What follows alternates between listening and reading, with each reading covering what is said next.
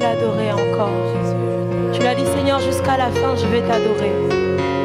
Jusqu'à la fin de ma vie, Seigneur. Peu importe les temps, Seigneur. C'est un moment d'intimité avec le Seigneur. C'est un moment de communion. C'est un moment de cœur à cœur. Dans la douceur de l'Esprit de Dieu. Dans la douceur de la présence de l'Esprit de Dieu. Un moment d'intimité avec le Seigneur. Un moment d'intimité avec le Seigneur. Ah, oui, un cœur à cœur avec le Seigneur. Il recherche ses amoureux. Où sont ses amoureux ce soir? Où sont les amoureux du Seigneur ce soir? Il recherche ses amoureux. Il recherche ses amoureux. Les adorateurs. Les adorateurs. C'est un moment de cœur à cœur avec le Seigneur ce soir. Oui, le ciel est ouvert. Oui, le ciel est ouvert et le Seigneur veut t'entendre ce soir. Oui, le Seigneur veut entendre un amoureux, une amoureuse de sa présence. Un amoureux, une amoureuse de sa présence.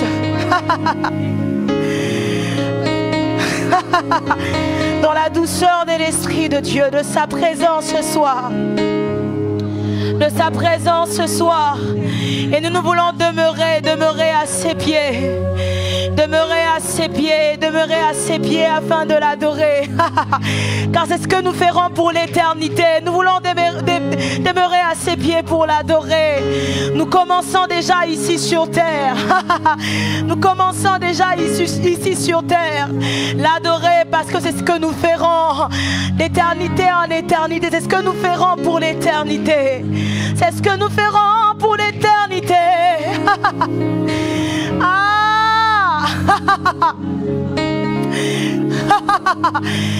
Alléluia, alléluia. Oh. Ah. Les amoureux du Seigneur, les adorateurs, ce soir, c'est pour vous. Ah. Jésus. Ah, Jésus.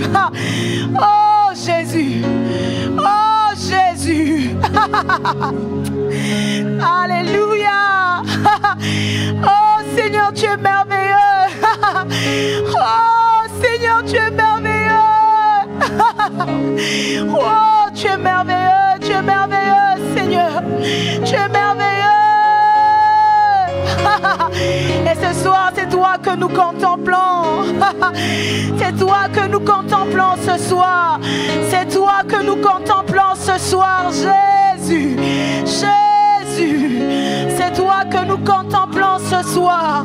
C'est toi que nous contemplons ce soir. Alléluia, Seigneur, nous sommes, oh Dieu, éblouis par ta présence ce soir. C'est toi que nous contemplons ce soir, Jésus. C'est toi que nous contemplons. Toi qui nous as aimés le premier. Oh, toi qui nous as aimés le premier. C'est pourquoi nous nous t'aimons. Nous t'aimons parce que tu nous as aimés le premier. Jésus, Jésus, Jésus, Jésus, Jésus, Jésus, nous sommes dans ta présence. Jésus, Jésus, et c'est toi que nous adorons. C'est toi que nous adorons. Ah, notre amoureux Jésus, le plus beau parmi 10 000. Ah, ah, ah, notre bien-aimé, notre bien-aimé, notre époux, Jésus. Oh, que tu es merveilleux. Oh, que tu es merveilleux, Jésus.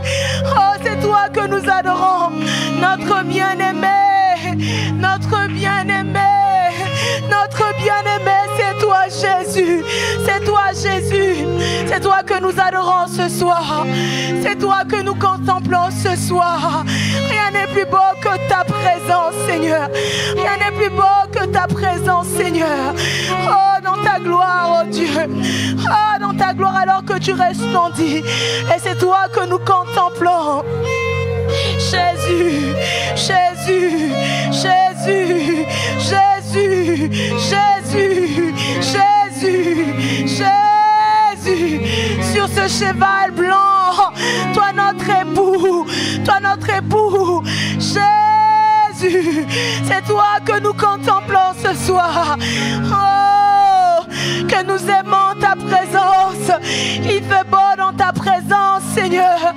Ah oui, le psalmiste avait raison. Il a dit un jour dans tes parvis vaut mieux que 1000 ailleurs. Il pouvait se contenter du parvis, Seigneur. Si un jour dans tes parvis vaut mieux que 1000 ailleurs, à combien plus forte raison, Seigneur, les instants que nous passons, Seigneur, dans ta sainte présence, où tu nous attires au-delà du parvis, au-delà du parvis, au-delà du voile, Seigneur. Oh, pour que nous puissions t'adorer, Jésus. Jésus, Jésus, Jésus. Jésus, Jésus, Jésus. C'est toi que nous adorons ce soir. Jésus, notre bien-aimé.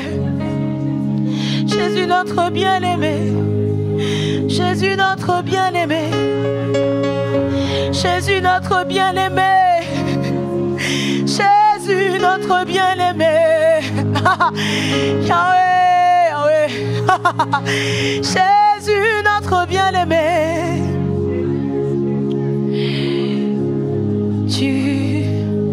Tu es le plus beau de tous les fils de l'homme. Oui, Dieu t'a béni pour toujours. Et la grâce qui coule de tes lèvres est un baume de vie et un baume d'amour. Tu es le plus beau de tous les fils de l'homme.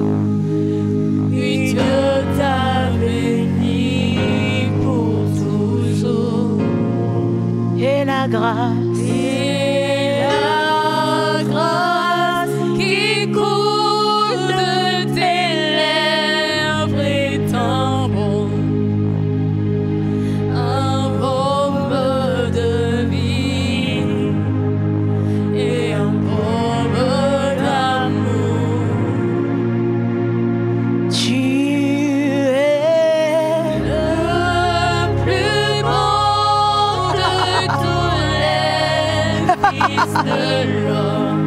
Oui, Dieu t'a béni.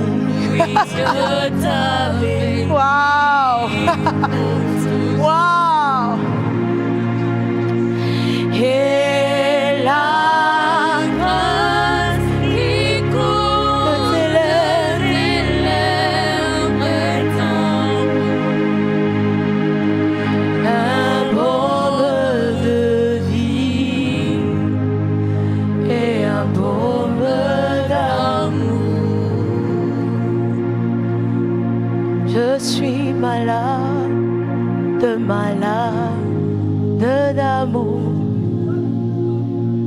Je suis malade d'amour.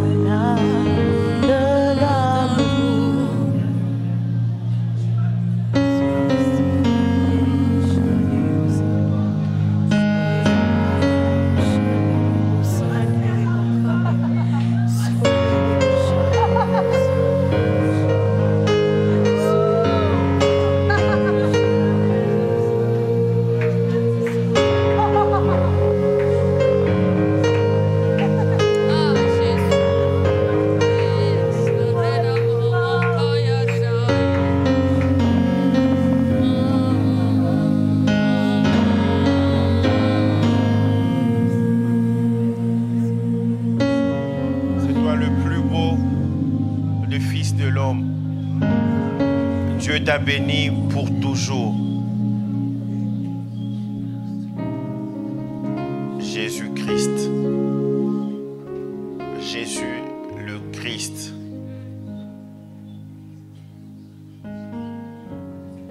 Étant monté au ciel, il a reçu du Père l'Esprit qui avait été promis et il l'a répandu.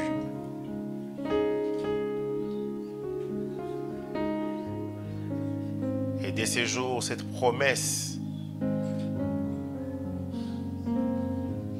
est devenue une réalité pour tous ceux et celles qui placent leur confiance en Jésus-Christ.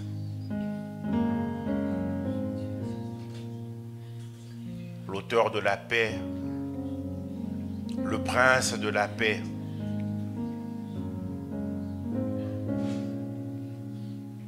il dit: je vous laisse la paix, je vous donne ma paix. Je ne vous donne pas comme le monde, que votre cœur ne se trouble point et ne s'alarme point.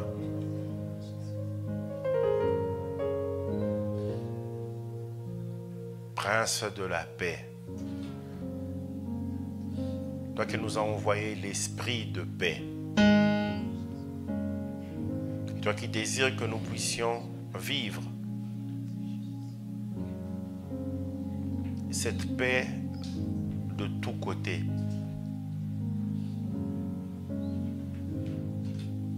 Chaque jour de notre vie.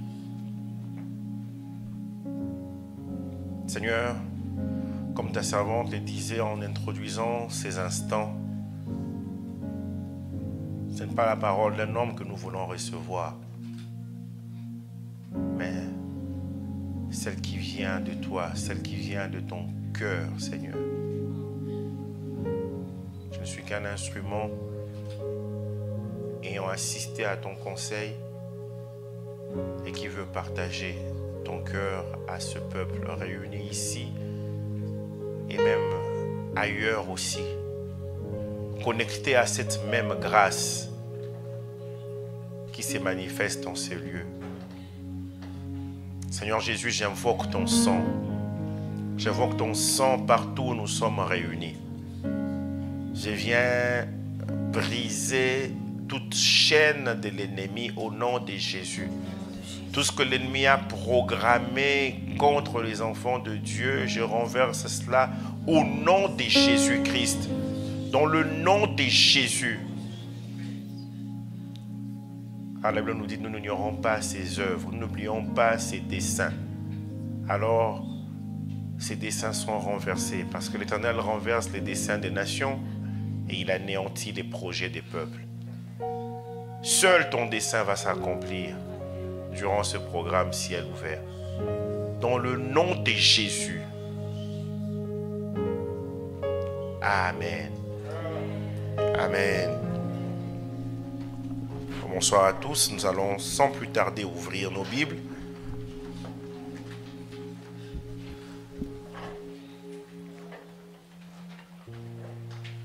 Nous lirons plusieurs passages. Je pourrais dire que mon message, c'est en deux parties. Nous lirons d'abord 1 Roi 4, 24 à 25, pour introduire ce thème. Le thème ou le sous-thème, le message de ce soir, ça sera sur Ésaïe 57, 14 à 21 et Jean 16, 7 à 11. 1 Roi 4, 24 à 25. Il dominait, il s'agit de Salomon, sur tout le pays de l'autre côté du fleuve, depuis Tipsach jusqu'à Gaza, sur tous les rois de l'autre côté du fleuve. Et il avait la paix de tous les côtés alentour. Juda et Israël, depuis Dan jusqu'à Beersheba, habitèrent en sécurité, chacun sous sa vigne et sous son figuier, tout le temps de Salomon. Ésaïe 57, le verset 14 à 21. On dira: frayez, frayez, préparez le chemin, enlevez tout obstacle du chemin de mon peuple. Car ainsi parle le Très-Haut, dont la demeure est éternelle et dont le nom est saint. J'habite dans les lieux élevés et dans la sainteté, mais je suis avec l'homme contrit et humilié, afin de ranimer les esprits humiliés, afin de ranimer les cœurs contrits. Je ne veux pas contester à toujours, ni garder une éternelle colère. quand devant moi tombent en défaillance les esprits, les âmes que j'ai faites. À cause de son avidité coupable, je me suis irrité, je l'ai frappé. Je me suis caché dans mon indignation. Et le rebelle a suivi le chemin de son cœur. J'ai vu ses voies et je le guérirai. Je lui servirai de guide et je le consolerai. Lui et ceux qui pleurent avec lui. Je mettrai la louange sur les lèvres. Paix, paix à celui qui est loin et à celui qui est près. Dit l'Éternel, je le guérirai. Mais les méchants sont comme la mer agitée, qui ne peut se calmer et dont les eaux soulèvent la vase et le limon. Il n'y a point de paix pour les méchants, dit mon Dieu. Jean 16, versets 7 à 11. Cependant, je vous dis la vérité, il vous est avantageux que je m'en aille. Car si je ne m'en vais pas, le consolateur ne viendra pas vers vous. Mais si je m'en vais, je vous l'enverrai. Et quand il sera venu, il convaincra le monde en ce qui concerne le péché, la justice et le jugement. En ce qui concerne le péché, parce qu'il ne croit pas en moi. La justice, parce que je vais au Père et que vous ne me verrez plus. Le jugement, parce que le prince de ce monde est jugé. Amen, on peut reprendre nos places. La paix de tous côtés. 1 Roi chapitre 4 que nous avons lu nous parle de Salomon, de sa splendeur, de sa richesse. Et on nous dit qu'il avait la paix de tous les côtés alentour. Et c'est de ce verset que nous tirons le thème de ce séminaire ciel ouvert. Quelqu'un probablement se disait, mais j'ai vu dans la Bible plusieurs fois repos de tous côtés. Mais la paix de tous côtés, c'est comme si c'est eux-mêmes qui ont fabriqué avec ce thème de 50 jours demandé à l'Éternel la pluie. Donc c'est pour que on ait le mot paix dans ce thème. Non, ça se trouve dans la parole de Dieu. On nous dit que Salomon, il avait la paix de tous les côtés alentours. Juda et Israël habitaient en sécurité. Chacun sous sa vie. On verra cela dans la suite. Tout le temps de Salomon. Si Salomon a joui de la paix de tous côtés, et si grâce à Salomon, tout Juda et Israël habitaient en sécurité, chacun sous sa vigne, tout le temps de Salomon, chacun sous sa vigne et son figuier, j'aimerais nous dire, avec Christ, le prince de la paix, il y a beaucoup mieux, il y a bien plus. Il est capable de faire au-delà. Matthieu 12, verset 42, on voit le même passage dans Luc. Jésus-Christ dit, la reine du Midi, ou la reine de Séba, s'élèvera au jour du jugement avec cette génération et la condamnera. Parce qu'elle vint des extrémités de la terre pour entendre la sagesse de Salomon. Et les Juifs étaient là, ils l'entendaient parler. Et il dit, voici, il y a ici plus que Salomon. Et celui qui va nous accorder la paix de tous côtés, il est plus que Salomon. C'est Jésus-Christ lui-même. Rapidement, un mot sur ciel ouvert. Ce programme ciel ouvert que nous avons commencé il y a plusieurs années de cela. Ciel ouvert est notre rencontre annuelle qui fait suite à notre programme de 50 jours demandés à l'Éternel, la pluie. Nous sommes au 45e jour. Et pour couronner ce programme, nous voulons encore nous laisser enseigner par le Saint-Esprit par rapport à ciel ouvert. Le Seigneur, il est celui qui nous promet le ciel ouvert. Il décide d'ouvrir les cieux. Et lorsqu'il décide d'ouvrir les cieux, il est motivé par deux choses. Il a deux raisons principales. Premièrement, c'est pour le jugement.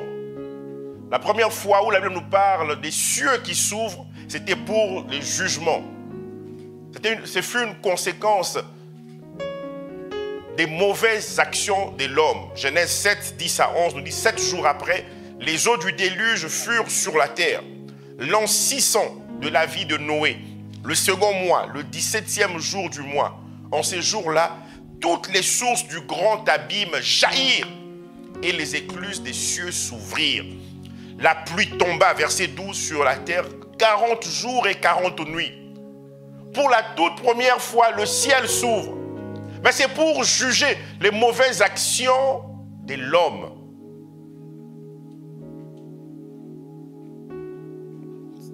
Une des raisons pour laquelle le Seigneur ouvre le ciel, c'est pour juger ceux-là qui ne marchent pas conformément à sa voie.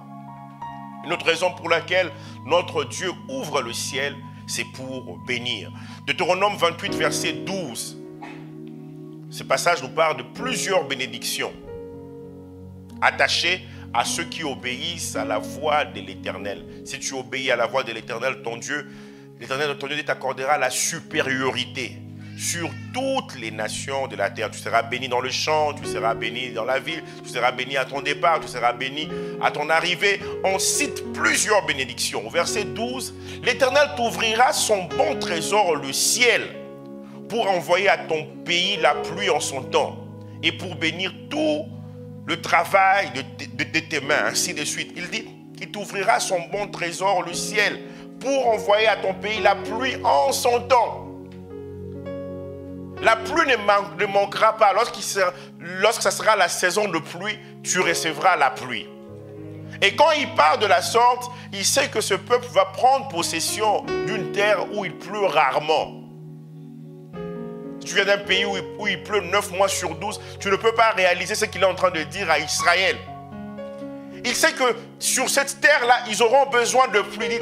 Lui, il t'ouvrira son bon trésor, le ciel, pour t'envoyer la pluie en son temps. Deutéronome 33, verset 13 nous dit sur Joseph, il dit, son pays recevra de l'Éternel en signe de bénédiction le meilleur don du ciel, la rosée, les meilleures eaux qui sont en bas.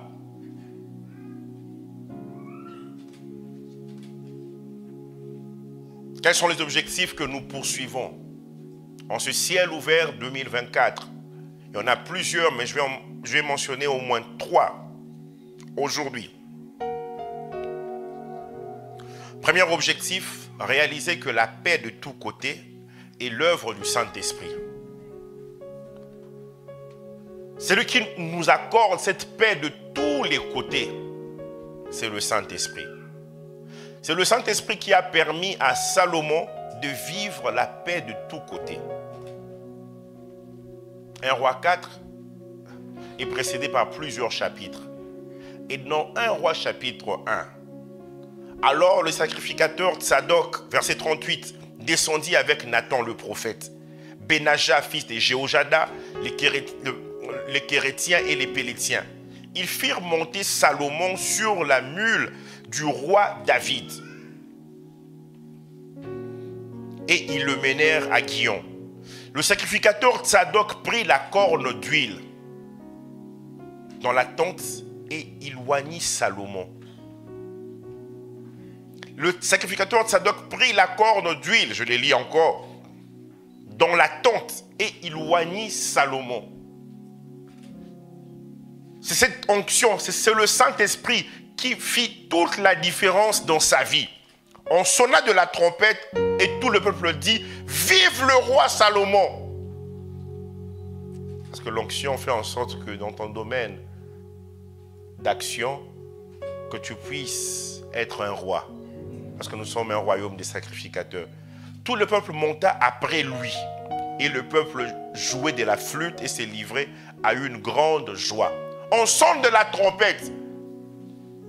Mais le son de la trompette est précédé par l'action du Saint-Esprit dans la vie de Salomon. Alors les gens sont attirés naturellement. C'est ce que le Saint-Esprit est capable de faire. Et le peuple jouait de la flûte et s'est livré à une grande joie. La terre s'est branlée par leurs cris. C'est ce qui se passe lorsque le Saint-Esprit est en action. Et c'est là que, quelques temps après, on nous dit, Salomon jouissait de la paix de tous les côtés alentours. Il jouissait de la paix.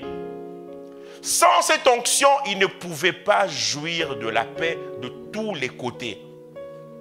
Nous voyons le lien qu'il y a entre la paix et la réception du Saint-Esprit. Dans Jean 20, 19 à 22, elle nous dit: le soir de ce jour, qui était le premier jour de la semaine, les portes du lieu où se trouvaient les disciples étant fermées à cause de la crainte qu'ils avaient des Juifs, Jésus vint, se présenta au milieu d'eux et leur dit: la paix soit avec vous.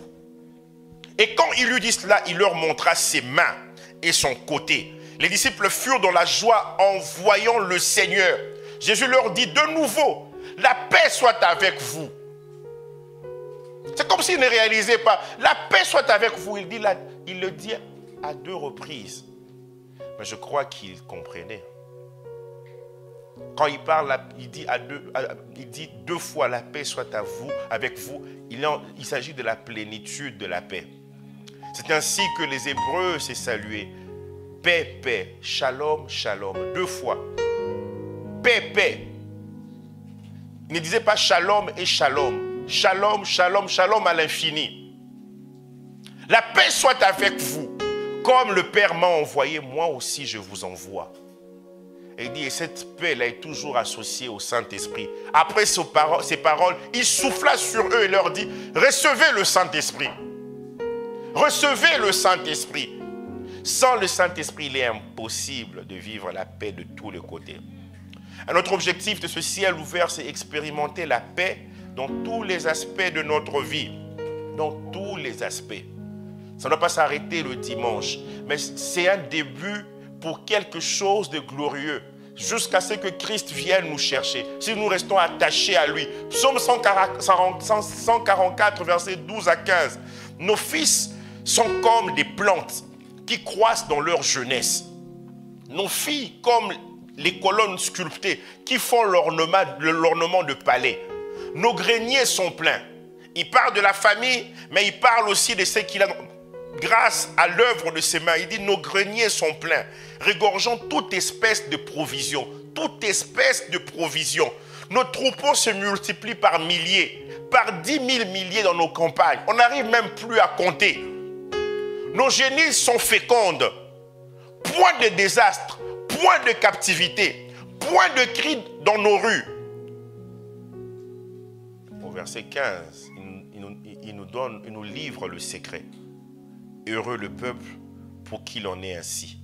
Heureux le peuple dont l'Éternel est le Dieu. Heureux le peuple dont l'Éternel est le Dieu. 3e objectif de ce séminaire: vivre sous le ciel ouvert au quotidien, pas de temps en temps. Dans Jean 1, verset 50, lorsque Jésus parle à Nicodème, plutôt à Nathanaël, Jésus lui répondit: parce que je t'ai vu, je t'ai dit que je t'ai vu sous le figuier, tu crois. Voici, tu aimes l'épreuve. Quand je t'ai dit que je t'ai vu sous le figuier, maintenant tu crois. Il dit: tu verras de plus grandes choses que celles-ci. Tu verras des plus grandes choses que celles-ci. Quelles sont ces plus grandes choses que celles-ci à voir? Il dit au verset 51, en vérité, vous verrez désormais le ciel ouvert. Il n'a pas dit vous verrez de temps en temps le ciel ouvert. Vous verrez désormais le ciel ouvert. Le ciel est déjà ouvert, ne l'oublions pas. Vous verrez désormais le ciel ouvert. Les anges de Dieu monter et descendre sur le Fils de l'homme. Le ciel ouvert est une plus grande chose. Vous verrez désormais le ciel ouvert. Les anges de Dieu monter et descendre sur le Fils de l'homme. Il y a quelques années, nous avons eu un ciel ouvert dont le thème était « C'est ici la porte des cieux ». On disait que Jésus, il s'identifiait à l'échelle. L'échelle de Jacob. Il est en train de dire « C'est moi qui suis l'échelle ». Cette échelle qui rend possible la communion entre le ciel et la terre. Cette échelle, elle s'appelle Jésus-Christ. N'a-t-il pas dit dans Jean 14, verset 6, « Je suis le chemin ». Il a permis à ce que nous puissions avoir accès à son ciel grâce à son sang. Hébreux 9, verset 23 nous dit que par son sang, les cieux ont été purifiés. Pour que nous ayons un accès libre au ciel.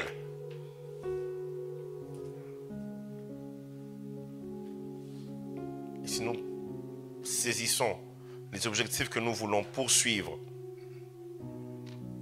en cette semaine, alors nous sommes prêts pour recevoir cette paix de tous côtés. Isaïe 57, c'était une introduction et un rappel pour ceux qui n'ont jamais assisté à un ciel ouvert.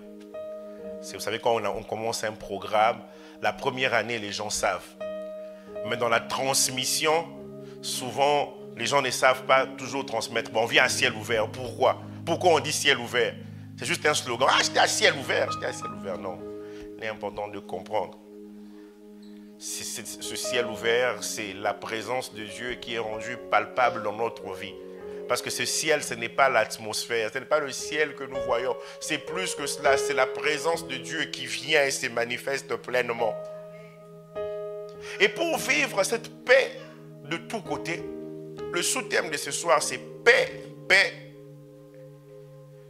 à celui qui est loin et à celui qui est près.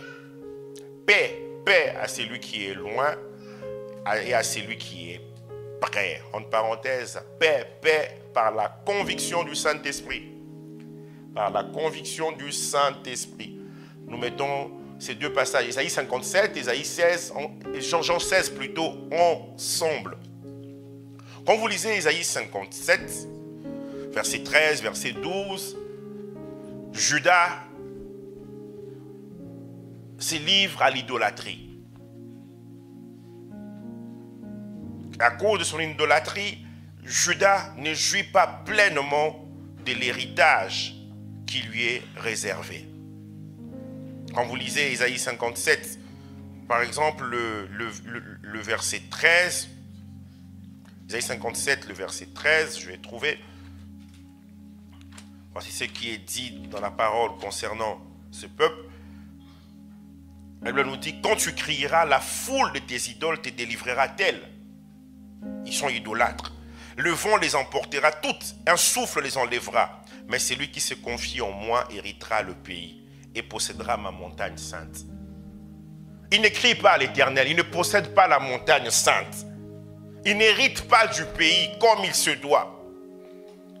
Et au verset 14, on dira, frayez, frayez et préparez le chemin. Et en ce soir, nous voulons préparer le chemin à l'Éternel pour que nous puissions réellement vivre cette paix de tous côtés.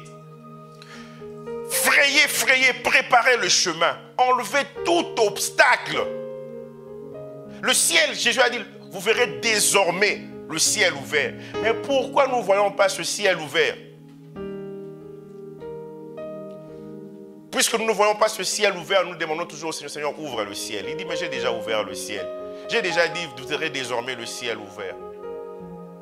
Il dit, enlevez tout obstacle du chemin de mon peuple. Comme pour dire, préparez le chemin, préparez la route. Je reviens vers mon peuple. Il doit jouir de son héritage. Il doit posséder ma montagne sainte. C'est-à-dire être dans ma présence. Ce n'est pas seulement le fait de jouir de l'héritage éternel avec tous les bénéfices qui y sont attachés, mais posséder sa montagne sainte. Il tient à notre communion avec lui. Au verset 15, il dit, car ainsi parle le Très-Haut, dont la demeure est éternelle et dont le nom est saint. Quand il parle du nom ici, il parle de son caractère et de sa nature. Dont le nom est saint, son caractère est saint, sa nature est sainte. Il dit, j'habite, ma demeure est éternelle. J'habite dans les lieux élevés et dans la sainteté. Mais il dit au verset 13, nous devons posséder non seulement l'héritage, mais aussi posséder sa montagne sainte. La sainteté est sa nature. Son nom est saint et il habite dans la sainteté.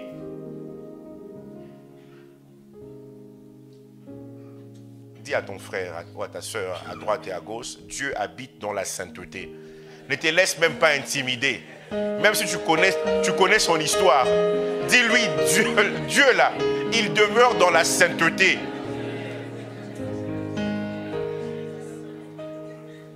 Oui, insiste. Frère Béni insiste. Il demeure dans la sainteté. J'habite dans la sainteté. Et il dit une chose à son peuple, mais je suis avec l'homme contrit et humilié. Je suis avec l'opprimé, celui qui est humilié dans son esprit.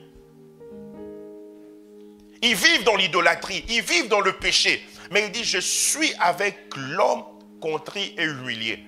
Comme pour dire, malgré vos péchés, c'est moi qui fais le pas. Souvent nous pensons que c'est nous qui faisons le pas vers Dieu. Après qu'on ait péché, ou même qu'on soit encore dans le péché. Ils disent, non, c'est moi qui fais le pas.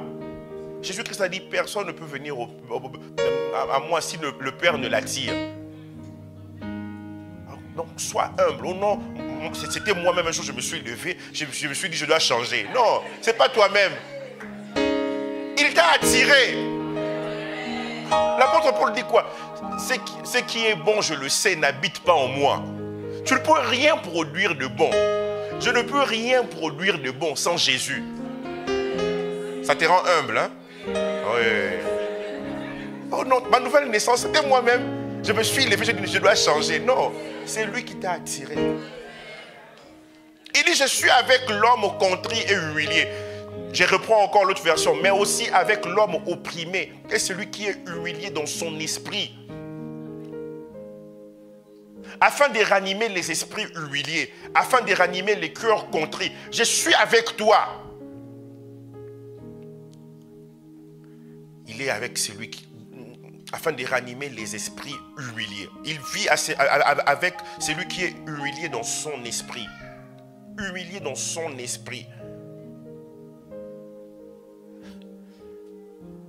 Il ne dit pas, je viens de temps en temps visiter cette personne qui est dans le péché. C'est déjà la grâce. Il dit, je suis là. Moi, j'ai fait le premier pas. Il ne s'agit pas d'une visite temporaire. Non, je suis là. Oui, c'est un Dieu transcendant. Mais il demeure aussi auprès de nous. Au verset 16, il dit, je ne veux pas contester à toujours, ni garder une éternelle colère. Quand devant moi tombent en défaillance les esprits, je vois comment tu tombes en défaillance, les âmes que j'ai faites. Personne ne lui a dit, lui-même dans sa souveraineté, il décide, je ne veux pas contester à toujours, ni garder une éternelle colère, parce que tout ce qu'il fait est éternel. Thomas, donc, quand il se fâche, il dit, bon, même ma colère est éternelle. L'éternité, c'est sa nature. Mais il dit, je décide de ne pas garder une éternelle colère.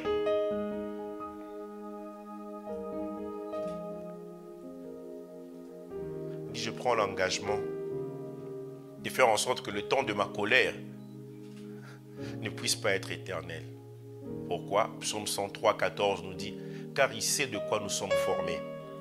Il se souvient que nous sommes poussière. Quand il nous regarde, il s'est dit, je sais de quoi ils sont formés. Ils ne sont que poussière. Sans mon esprit en eux, ils ne pourront rien produire de bon. Voilà pourquoi nous devons chérir le Saint-Esprit. Il dit, quand devant moi tombent en défaillance les esprits, les âmes que j'ai faites, ils tombent en défaillance. Mais il dit, je ne veux pas te détruire. Reviens à moi. Tu veux vivre la paix de tous côtés.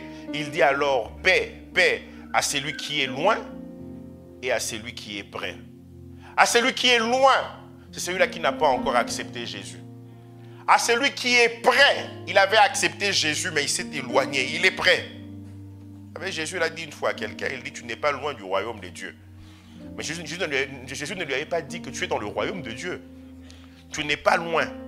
Oh non, il n'est pas loin du royaume. Je peux quand même lui dire oui. Bon, je ferme la parenthèse. Oh.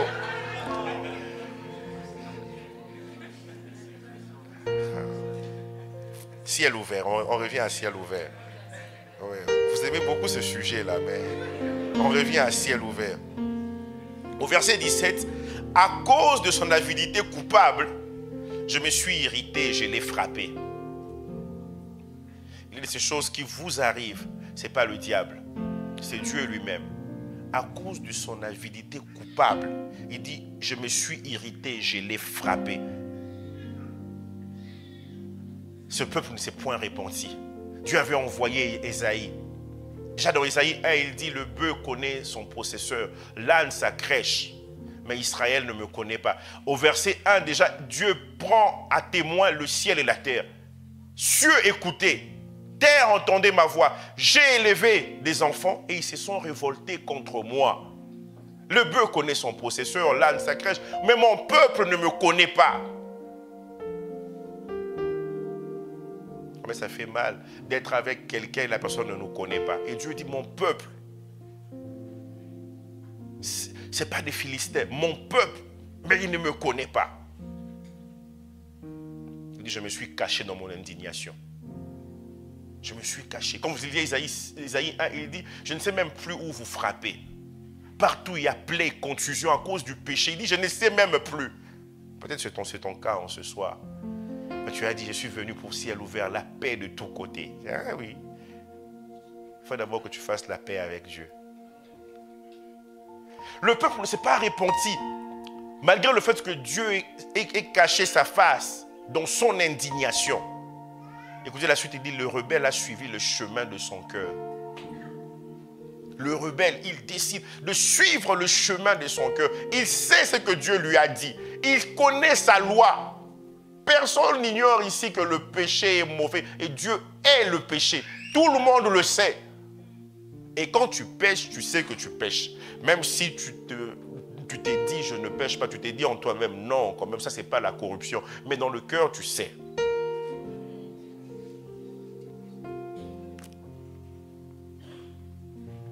Le peuple a continué dans ses mauvaises voies. Au verset 18, il dit, j'ai vu ses voies. Je l'ai frappé, mais je prends l'engagement de le guérir. Je le guérirai, je lui servirai de guide. Il dit, je le guérirai, mais je lui servirai aussi de guide, de conducteur, et je le consolerai. Tout cela est l'œuvre du Saint-Esprit. Je le guérirai, l'esprit de guérison. Je lui servirai de guide. Il vous conduira dans toute la vérité. Quand vous lisez Jean 14, 15, 16, vous voyez les mêmes choses. Je le consolerai quand le consolateur viendra. Je le consolerai. Dieu ne peut pas consoler en dehors du Saint-Esprit. Le Père dépend du Saint-Esprit pour nous consoler. Je le consolerai, lui et ceux qui pleurent avec lui. Est-ce que tu pleures par rapport à ton état? Par rapport à ton état spirituel, là, est-ce que tu pleures?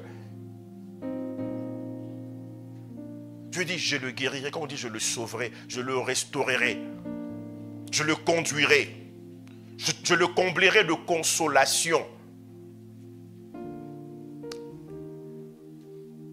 Et il ne va plus là, je mettrai ma louange sur les lèvres. Paix, paix à celui qui est loin, paix, paix à celui qui est près. Dit l'Éternel, je le guérirai. Éphésiens 2, 17 à 18 nous dit, il est venu annoncer la paix à vous qui étiez loin et la paix à ceux qui étaient près. C'est le même passage que l'apôtre Paul reprend dans Éphésiens.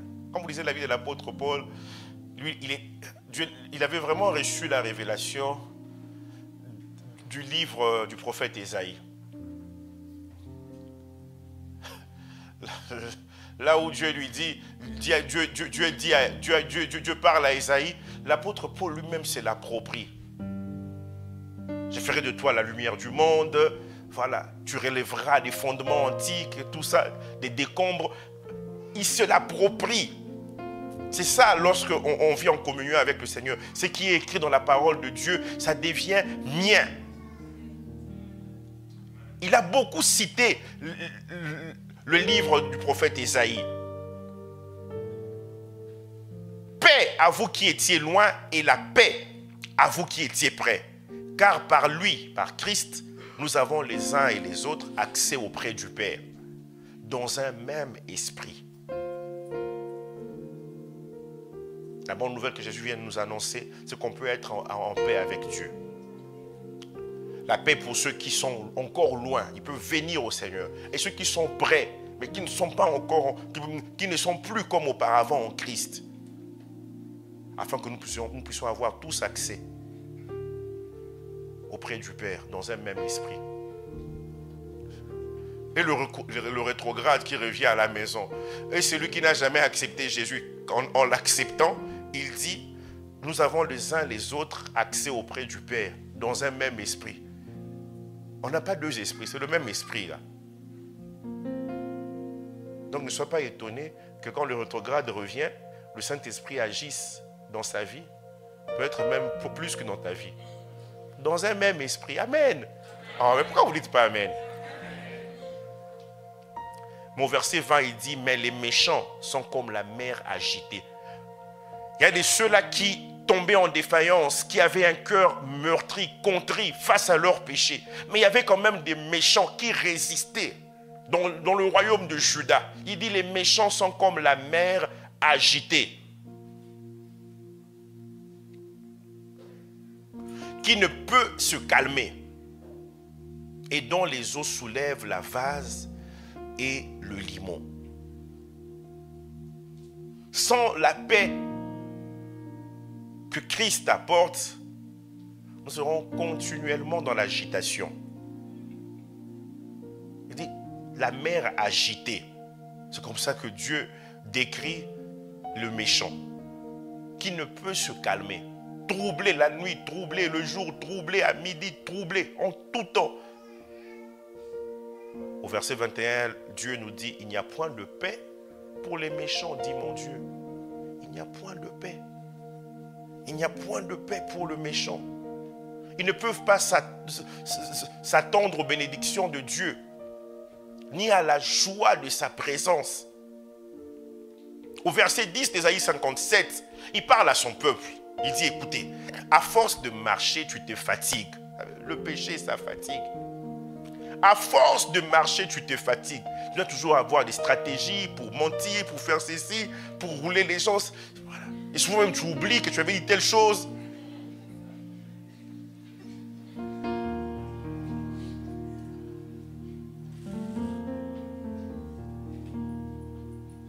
Comme quelqu'un a dit, je me souviens quelqu'un une fois dans une réunion de couple qui disait, voilà, l'homme qui est infidèle, il dit l'infidélité, ça coûte même mentalement. Parce qu'il faut commencer à réfléchir, ça coûte intellectuellement. Pas seulement financièrement. Bon, à force de marcher, tu te fatigues. Et tu ne dis pas j'y renonce. Tu ne dis pas j'y renonce. Tu trouves encore de la vigueur dans ta main. Aussi n'es-tu pas dans l'abattement. Dis Seigneur, je suis fatigué. Je suis fatigué. Je suis fatigué. Paix à celui qui est loin et à celui qui est près. La paix par la conviction du Saint-Esprit. Et Jésus vient et nous dit, et quand il sera venu, il convaincra le monde en ce qui concerne le péché. Il convaincra le monde. Ici, par monde, il parle de cosmos. Il ne fait pas allusion à des hommes et des femmes, mais plutôt à une façon de penser. À tout un système. Un système qui a pour fondement le royaume des ténèbres. Un système qui a pour fondement Satan lui-même. Et ce système influence le comportement des gens. Et il dit, quand le Saint-Esprit viendra, la première chose qu'il fera, ça sera la conviction quant au péché. Il convaincra le monde en ce qui concerne le péché. Sans une prise de conscience de notre état de péché, il est impossible d'œuvrer pour le Seigneur. Il est impossible de vivre pour le Seigneur. Le Saint-Esprit, il vient, il commence par convaincre de péché. C'est ce qu'il est en train de faire en ce soir. Sans cela, on ne pourra pas vivre la paix de tous côtés. En ce qui concerne le péché, parce qu'ils ne croient pas en moi. Il ne s'agit pas seulement des païens, parce qu'il dit paix à celui qui est loin, paix aussi à celui qui est proche, à celui qui est près. Parce qu'il ne croit pas en moi. Pourquoi tu prends une telle décision de désobéir au Seigneur? Parce qu'en réalité, tu ne crois pas au Seigneur. Tu ne crois pas que par rapport à cette situation, Dieu peut t'en sortir. Tu ne crois pas. Je te dis non, quand même. Chercher la volonté de Dieu par rapport au mariage. Ah, je ne sais pas qui est-ce que Dieu va me donner. Moi, j'ai déjà fait mon choix. Ouais. Tu ne le dis pas, mais dans ton cœur, c'est ce qui se passe. C'est la vérité, n'est-ce pas? Frère, le pasteur est en train de me pointer du doigt. Bon, c'est juste mon doigt qui est allé vers toi. L'homme ne peut être sauvé que s'il prend conscience de son état de péché et de mort spirituelle. S'il ne prend pas conscience de cela, il ne pourra pas être sauvé. La première intervention du Saint-Esprit, c'est de convaincre de péché. Et celui qui n'est pas dans le Seigneur, et celui qui est dans le Seigneur, mais qui vit dans la désobéissance. Tu connais dans quel domaine tu vis dans la désobéissance. Le Saint-Esprit vient, il te convainc de péché. Parce que la repentance ne concerne pas seulement ceux-là qui doivent accepter Jésus, et même ceux qui ont accepté Jésus, qui marchent comme ils veulent. Lisez Apocalypse 2, Apocalypse 3. Dieu adresse 5 reproches à 5 églises, 5 sur 7. Vous vous rendez compte? C'est que j'ai contre toi. Il demande à 5 églises de se repentir. 5 sur 7.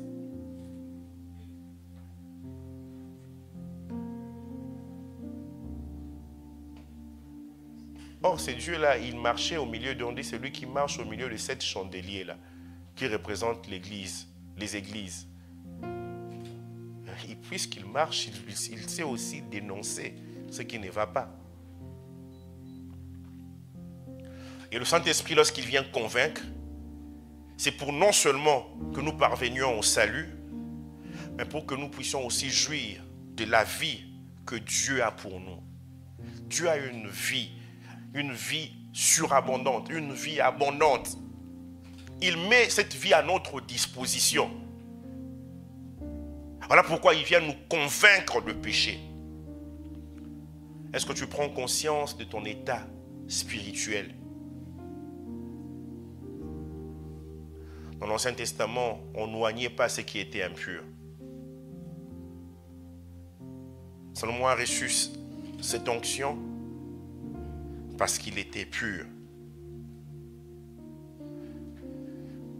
Il convaincra le monde en ce qui concerne le péché.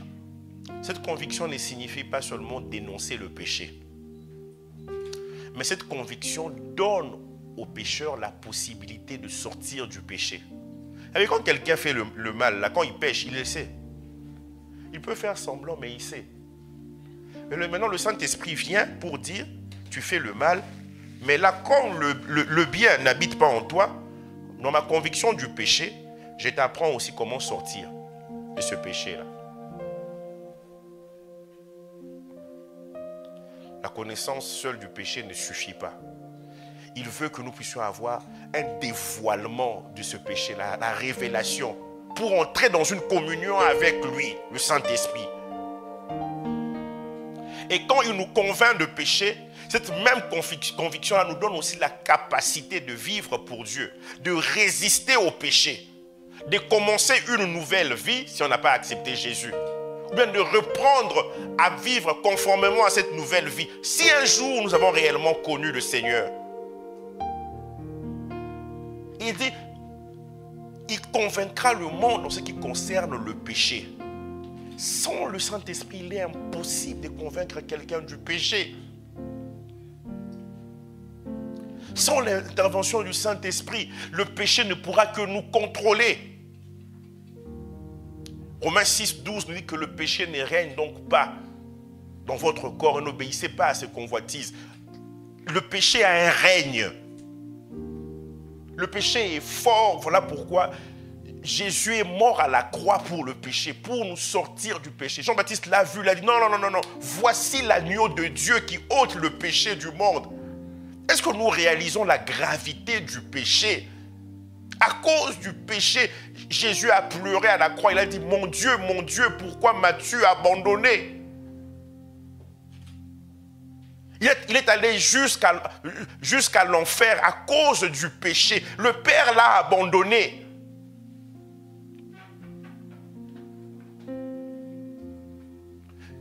Et il envoie le Saint-Esprit pour nous convaincre de péché.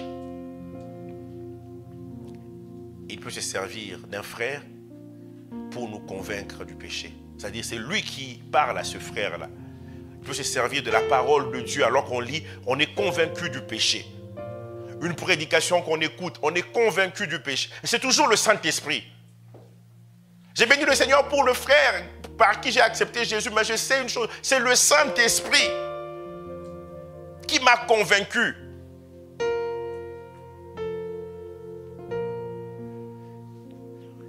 Cette conviction du Saint-Esprit fera en sorte que nous puissions fuir la corruption qui existe dans ce monde. 2 Pierre 1, verset 3 nous dit ceci: comme sa divine puissance nous a donné tout ce qui contribue à la vie et à la piété, au moyen de la connaissance de celui qui nous a appelés par sa propre gloire et par sa vertu, lesquels nous assurent de sa part les plus grandes et les plus précieuses promesses. Dans certaines de nos assemblées, on a étudié ce passage en janvier de cette année, afin que par elle, vous deveniez participants de la nature divine, en fuyant la corruption qui existe dans le monde par la convoitise. On peut réellement fuir parce qu'on a la divine puissance, la capacité de la grâce de Dieu pour fuir la corruption qui existe dans le monde par la convoitise. Il a tout donné pour que nous puissions vivre dans l'attachement à Dieu. Il vient aussi convaincre la conviction de l'Esprit quant à la justice de Dieu. Je suis une nouvelle créature, ou bien je reviens au Seigneur. Mais le diable est là pour nous condamner, pour nous accuser. Je n'ai aucune garantie que Dieu, il me considère désormais juste devant lui. Mais son œuvre, l'œuvre du Saint-Esprit ne s'arrête pas à la conviction du péché. Elle va plus loin. Elle nous convainc. Cette œuvre, elle nous convainc de la justice de Dieu.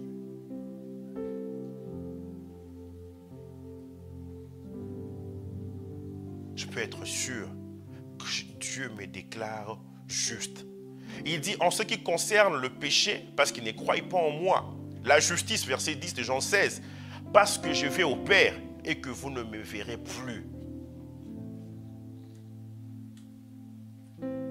Et pour me convaincre que je suis justifié, j'ai la justice de Dieu en moi, il vient mettre une nouvelle loi. La loi de l'esprit de vie. Voilà pourquoi Romains chapitre 8, verset 1 à 2 nous dit, il n'y a donc maintenant aucune condamnation pour ceux qui sont en Christ Jésus. Aucune condamnation, car la loi de l'esprit de vie m'a affranchi de la loi du péché et de la mort. Le péché amène à la mort. Je ne suis plus condamné. Je suis justifié. Parce qu'il arrive que nous puissions douter du pardon que nous avons reçu de Dieu. Parce que notre péché, on est toujours là, on tombe, on se relève, on tombe, on se relève. Tu t'es dit, non, c'est bon, je ne vais plus mentir. Mais là, quand tu sors, avant même d'entrer ici, tu avais menti. Donc c'est...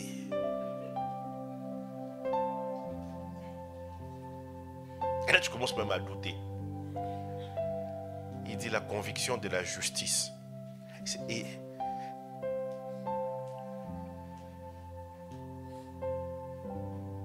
cette conviction de la justice, c'est la liberté vis-à-vis du péché.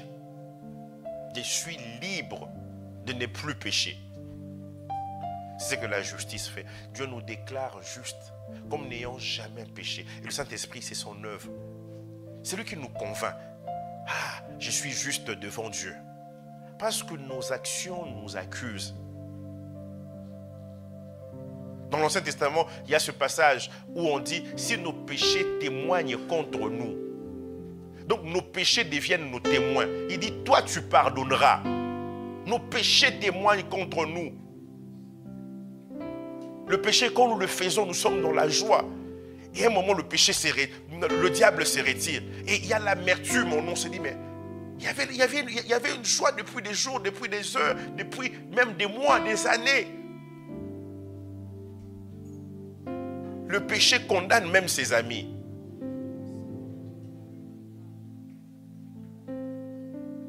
Et la conviction de l'esprit quant à la justice, c'est la liberté vis-à-vis du péché et l'accès à la grâce. Romains 5, verset 1 nous dit, étant donc justifiés par la foi, nous avons la paix avec Dieu, par notre Seigneur Jésus-Christ, à qui nous devons d'avoir eu par la foi accès à cette grâce. Nous avons eu par la foi accès à cette grâce dans laquelle nous demeurons fermes. Ne bouge pas de la grâce. Tu dois demeurer ferme. Et nous nous glorifions dans l'espérance de la gloire de Dieu. Oui, cette grâce-là nous introduit dans la gloire de Dieu. La Bible nous dit dans Psaume 84, l'Éternel donne la gloire, donne la grâce et la gloire. La conviction de l'esprit, c'est aussi quant au jugement de Dieu. Il convaincra le monde en ce qui concerne le péché, la justice, le jugement. Au verset 11, il dit le jugement, parce que le prince de ce monde est jugé. Nous devons prendre conscience que le sort du diable, l'ennemi de nos âmes, est déjà connu. C'est le feu éternel. La résurrection de Christ a mis un terme au pouvoir du prince de ce monde, parce que sa force s'est trouvée dans la mort. La résurrection a réduit le diable à l'impuissance. Et la résurrection fut l'œuvre du Saint-Esprit. La vie chrétienne, du début à la fin, c'est le Saint-Esprit. Parce que Romains 8, 11 nous dit, et si l'Esprit de celui qui a ressuscité Jésus-Christ d'entre les morts habite en vous, ce même esprit-là aussi rendra la vie à vos corps mortels. Donc, ce jour de la résurrection, c'est le Saint-Esprit lui-même. Il est allé faire lever Jésus d'entre les morts. Ce n'est pas ta place. Même lorsqu'on célèbre la résurrection de Jésus, on célèbre ce que le Saint-Esprit a fait. Voilà pourquoi pour nous, la Pentecôte, c'est chaque jour. Chaque jour, nous pouvons vivre une autre dimension du Saint-Esprit. Oui, tu as raison d'acclamer le Seigneur. Marie a conçu par la vertu du Saint-Esprit. Jésus-Christ, il est né de l'Esprit. Il est ressuscité grâce au Saint-Esprit. Alors, apprends à apprécier le Saint-Esprit. Ne sois pas un endroit où on parle très peu ou pas du Saint-Esprit. Il faut toujours qu'on parle du Saint-Esprit. Alors, l'Église était en paix. Elle s'accroissait par l'assistance du Saint-Esprit. Marchant dans la crainte du Seigneur. Par l'assistance du Seigneur. Toujours le Saint-Esprit. Toujours le Saint-Esprit. Pas quelqu'un d'autre. Le jugement, parce que le prince de ce monde est déjà jugé. Le diable a été jugé. Il ne peut se servir que de la manipulation pour nous avoir. Tu dis au péché, c'est bon. Le Saint-Esprit m'a convaincu de péché. Il m'a convaincu que je suis juste devant Dieu. Moi, une personne aussi juste, je ne veux pas quand même tomber dans une telle bassesse. Non, il m'a convaincu. Vous vous rendez compte? Convaincre quelqu'un, c'est le Saint-Esprit qui le fait.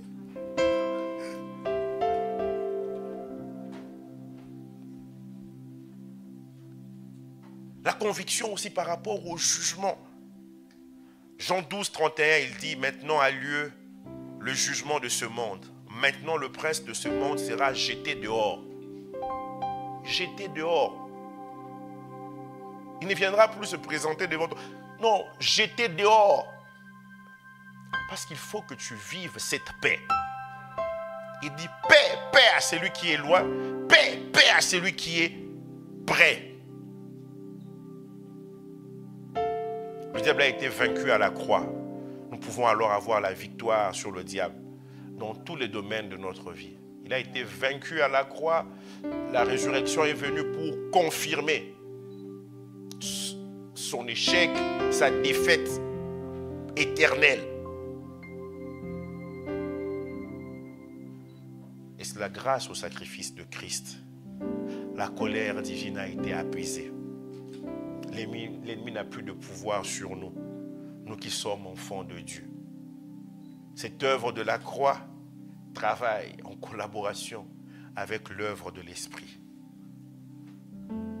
C'est ainsi que nous pouvons jouir pleinement de la paix de tous côtés. Que le nom du Seigneur soit béni.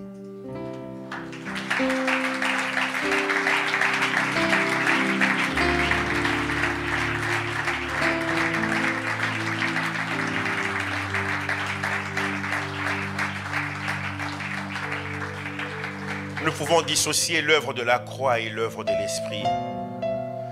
Oh, cette croix, ma rédemption, où ton sang coula pour moi. Et mon cœur s'écrie que...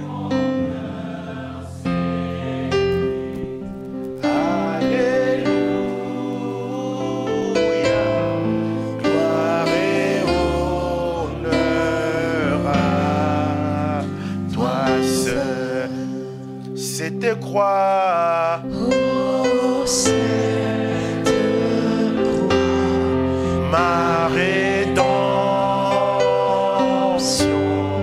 où ton sang coula pour moi, et mon âme s'écrie Alléluia. Gloire et honneur à toi, Seigneur. Ma dette est payée. Ma dette est payée. Elle est effacée. Elle est effacée par le sang que Christ a versé. Que Christ a versé. N'est plus. Son emprise n'est plus. Il m'a libéré pour l'éternité. Ma dette est payée. Encore une fois. Ma dette est payée. Alléluia. Elle est effacée par le sang précieux.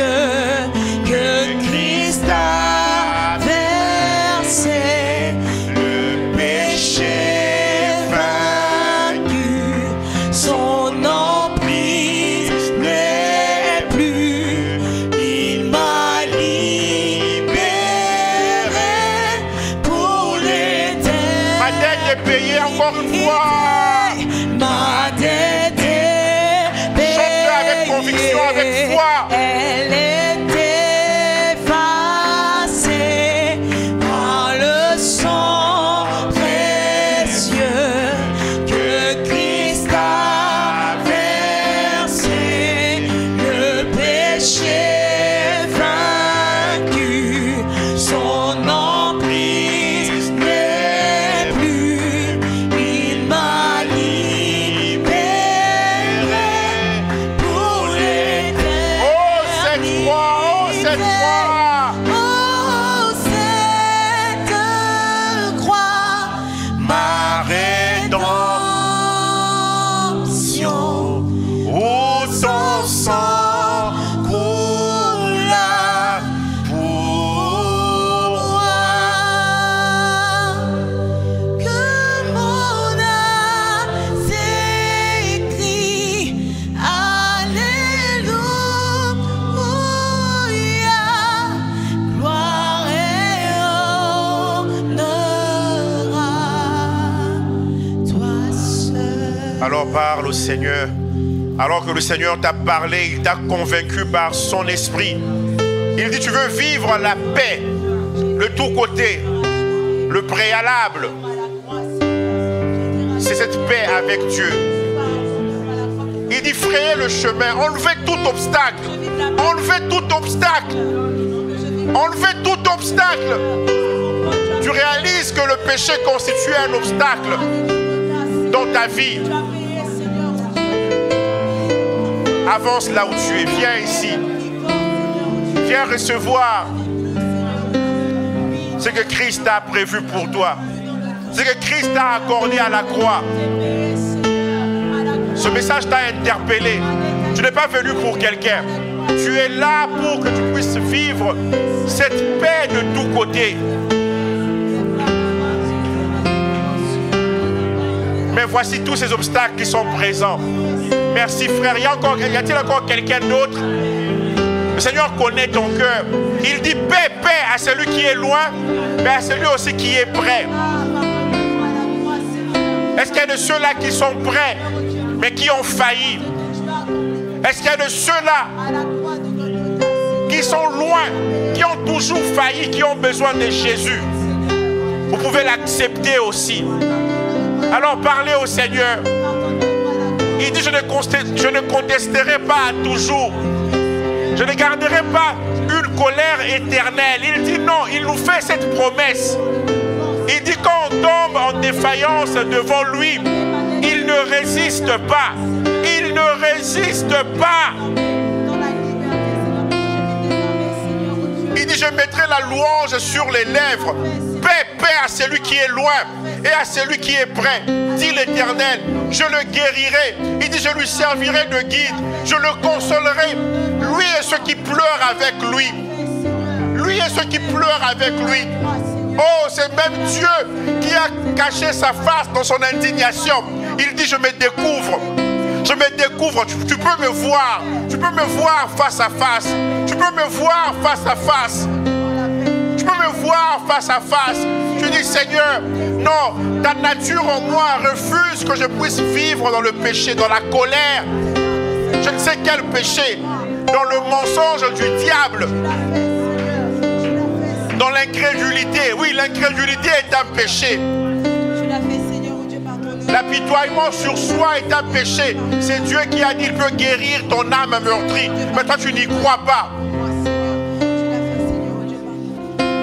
Son emprise n'est plus. Son emprise n'est plus. Son emprise n'est plus. Son emprise n'est plus. Est-ce que tu peux parler au Seigneur? Parle au Seigneur, parle-lui. Tu es devant le trône de la grâce, pas devant le trône du jugement. Ah, il y a quelqu'un qui doit passer, c'est à cause de sa désobéissance. Dieu veut te conduire sur un chemin, mais tu es en train de refuser. Tu résistes, tu dis non, j'ai mes plans bien établis. La désobéissance est un péché. Tu as dit au Seigneur, parle-moi dans la prédication. Il t'a parlé depuis quelques semaines, mais tu résistes. Tu veux faire ta propre volonté.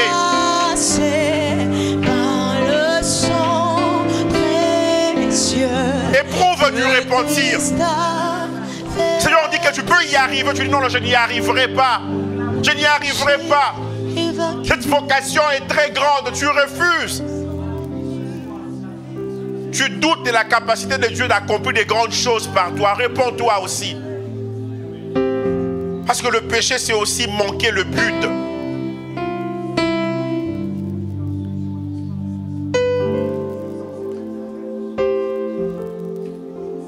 Dans Jérémie 31, 19, au verset 18 déjà, il dit, j'entends Ephraïm qui se lamente. Tu m'as châtié et j'ai été châtié comme un veau qui n'est pas dompté. Fais-moi revenir et je reviendrai, car tu es l'Éternel mon Dieu. Dis-lui, fais-moi revenir, fais-moi revenir, fais-moi revenir. Pour quelqu'un, c'est une absence de communion avec le Seigneur. Ce temps de prière est devenu tellement lourd. Dis-lui, fais-moi revenir, alors je reviendrai. Je reviendrai car tu es l'Éternel mon Dieu. Après m'être détourné, j'éprouve du repentir. Jérémie 31, verset 19. Et après avoir reconnu mes fautes, je frappe sur ma cuisse. Je suis honteux et confus, car je porte l'opprobre de ma jeunesse. Je porte l'opprobre de ma jeunesse. Alors Dieu dit, Ephraïm est-il donc pour moi un fils chéri, un enfant qui fait mes délices? Quand nous repentons, nous redevenons ces enfants chéris, ces enfants qui font ses délices. Et il dit, car plus je parle de lui, plus encore son souvenir est en moi. Plus je parle de lui, plus encore son souvenir est en moi. Aussi mes entrailles sont émues en sa faveur. Alors que tu te repens ce soir, ces entrailles sont émues en ta faveur. Ces entrailles sont émues en ta faveur. Dis Seigneur, je te demande pardon. Je pensais que tout était fini pour moi. À cause de cette perte dans ma famille, je me disais, tout était fini. Les gens me disaient, non, Dieu agira, mais je ne croyais pas. Dieu agira comment? J'étais limité, pardonne-moi. Seigneur, je te demande pardon, je pêche dans mes pensées, pardonne-moi. Il dit, j'aurai pitié de lui, dit l'Éternel. J'aurai pitié de lui. J'aurai compassion de lui. J'aurai compassion de lui. Oh Seigneur, ta grâce est là, Seigneur. Ta grâce est présente. Ta grâce est présente dans ces lieux. Au nom de Jésus, la conviction du péché, cette conviction du péché qui nous donne la capacité de vaincre le péché. La conviction de la justice. Je suis juste devant Dieu. Je suis juste devant Dieu. La conviction du jugement. Satan a été jugé. Il est jeté dehors. Dans ma vie, il est jeté dehors. Il est jeté dehors. Il est jeté dehors au nom de Jésus. Il est jeté dehors. J'y arriverai. J'y arriverai.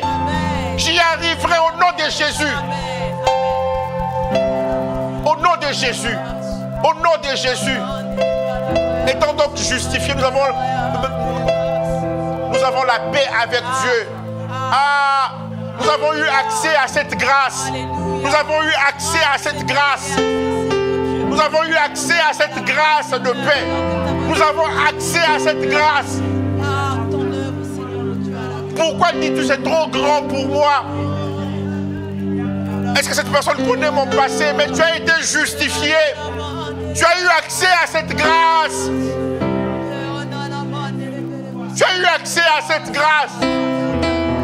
Et celui qui te convainc de péché, il t'accorde aussi la capacité de résister au péché, de résister à la mort, de résister à Satan. Il est le prince de la paix. Il dit, je lui servirai de guide. Je le guérirai. Je le consolerai. Je le consolerai. Je le consolerai. Il ne s'arrête pas seulement à te convaincre de péché. Non, il dit, je lui servirai de guide. Je le consolerai. Je le guérirai. Ah, il guérit une âme meurtrie en ce soir. Il le fait. C'est l'œuvre du Saint-Esprit. C'est l'œuvre du Saint-Esprit. Il n'attend même pas un thème particulier pour accomplir son œuvre. Là où le nom de Jésus est invoqué, il vient, il glorifie Jésus.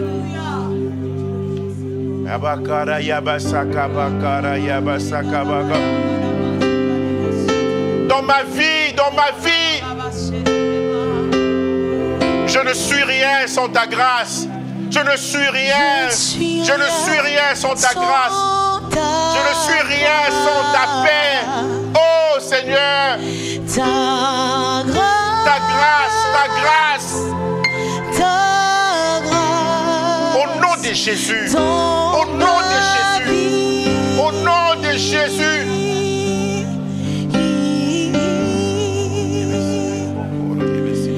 Ta grâce. Ta grâce. Je ne suis rien. Je ne suis rien sans ta grâce. Ta grâce.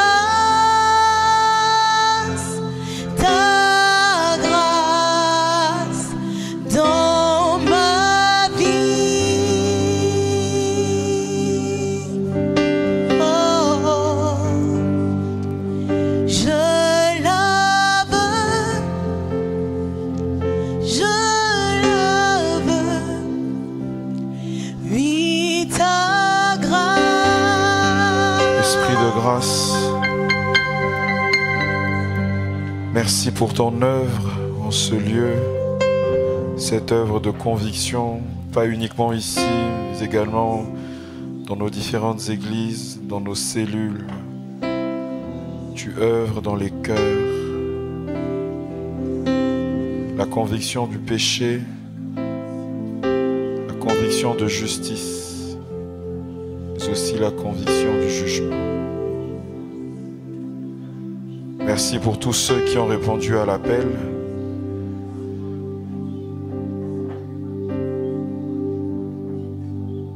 Merci pour tous ceux qui ont répandu leur cœur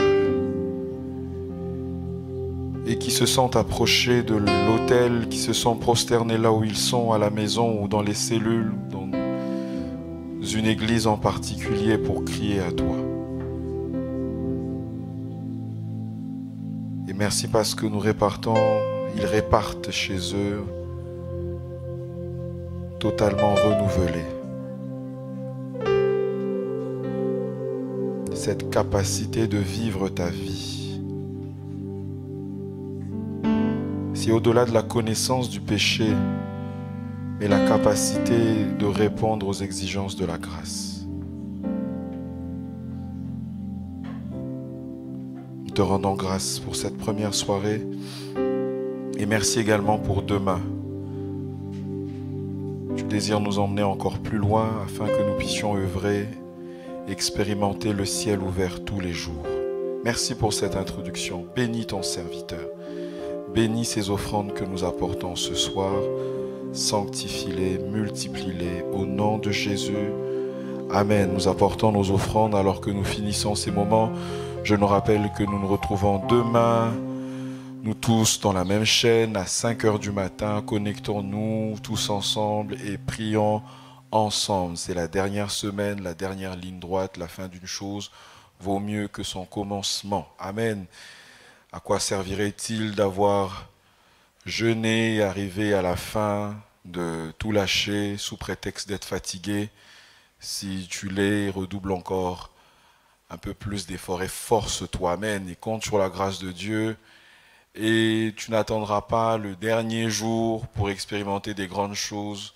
Tu peux déjà vivre le ciel ouvert dès le premier jour, hein, même maintenant, deuxième jour, tous les jours. Et cela ira crescendo. Que Dieu nous bénisse, rentrons tous dans la paix. Nous nous retrouvons demain encore plus nombreux que ce nombre d'aujourd'hui. Que ce nombre soit beaucoup plus faible par rapport au nombre de demain. Demain, soyons encore plus nombreux. Invitons, ne venons pas seuls. Que Dieu nous bénisse. Rentrons tous dans la paix, en sécurité. Et que la faveur divine nous accompagne. Amen. À demain.